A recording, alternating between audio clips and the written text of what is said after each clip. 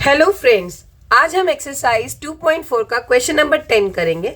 जो question number 10 है वो क्वेश्चन नंबर 9 पर बेस्ड है।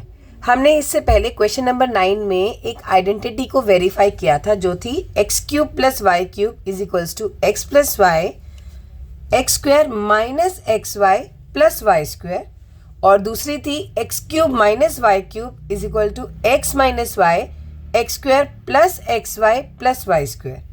तो इसी आइडेंटिटी का इस्तेमाल करके हमने क्वेश्चन नंबर 10 को सॉल्व करना है, क्योंकि आप उसमें देख रहे होंगे जो हमें टर्म्स दे रखी हैं फर्स्ट पार्ट में, जैसे 27y cube plus 125z cube, और इस क्वेश्चन में आपको करना है फैक्टराइज, जिसमें हमें गुणनखंड करना होता है, यानी कि इसको एक तरह से एक्सपैंड करना है हमें, तो फैक्टर्स निकालने हैं।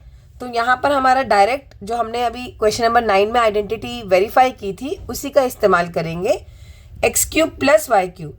पर इस एक्स क्यूब को हमें पहले बनाना पड़ेगा क्योंकि है 27y क्यूब। अब 27 जो है वो किसका क्यूब होता है? वो होता है 3 का। तो यहाँ पर हो जाएगा 3y का होल क्यूब प्लस, और 125 किसका होता है? 5 का।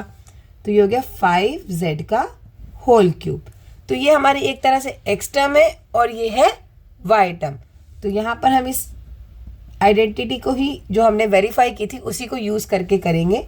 वो होगी x cube plus y cube is equals to x plus y. बहुत ही ईजी है इसे लर्न करना। और फिर इनटू में क्या होगा, एक बार आप एक्स स्क्वायर कीजिए। अब प्लस थी तो यहाँ पे आपको ध्यान रखना है कि ये माइनस होता है, minus x y plus y square. अब यहाँ पे हमने एक्स क्या माना था हमारा 3y, और y माना है हमारा 5z, तो उसी को हम यूज़ करेंगे। तो x की जगह लिखेंगे 3y प्लस y की जगह हमारा हो जाएगा ये 5z, ब्रैकेट क्लोज।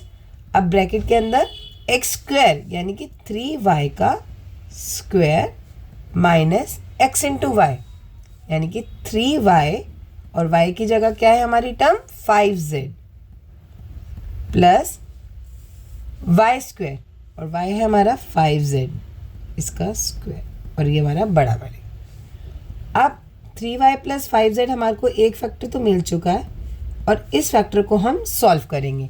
तो 3y का स्क्वायर, 3 का स्क्वायर होता है 9, और y का हो गया y स्क्वायर माइनस 3 इंटू 5 15, और yz प्लस 5 का स्क्वायर निकालेंगे 25, और ये आ गया z स्क्वायर।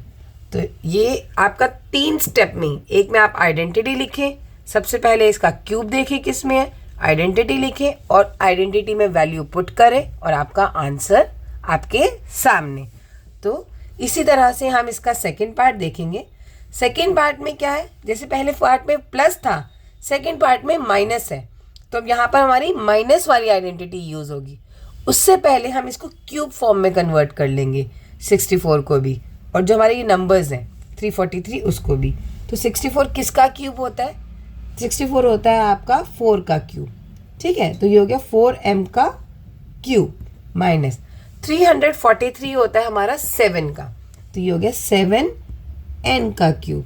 आप 1 से लेकर 20 तक की क्यूब्स और स्क्वायर्स याद करें, इन क्वेश्चंस में आपको इसकी बहुत हेल्प मिलेगी। तो अगर आपने वो याद कर लिए होंगे तो आपको बहुत जल्दी पता चल जाएगा कि हाँ 64 4 का होता है और 343 हमारा 7 का होता है। तो अब हम आइडेंटिटी लिखेंगे using x cube minus y cube. अब ये बिल्कुल उसी की तरह है, तो यहाँ पर पहले हो जाएगा एक्स माइनस वाई ब्रैकेट में x square plus x y plus y square, ठीक है। अब x हमारा यहाँ पे क्या है 4m, और y कौन है 7n, तो x की जगह हम 4m लिख देंगे और y की जगह हम लिख देंगे 7n, ब्रैकेट ओपन।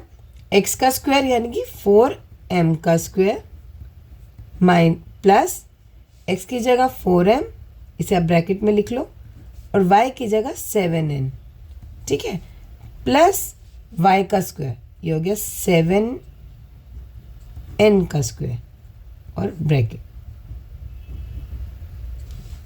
अब 4m माइनस 7n, ये तो हमें पहले ही एक फैक्टर मिल चुका है।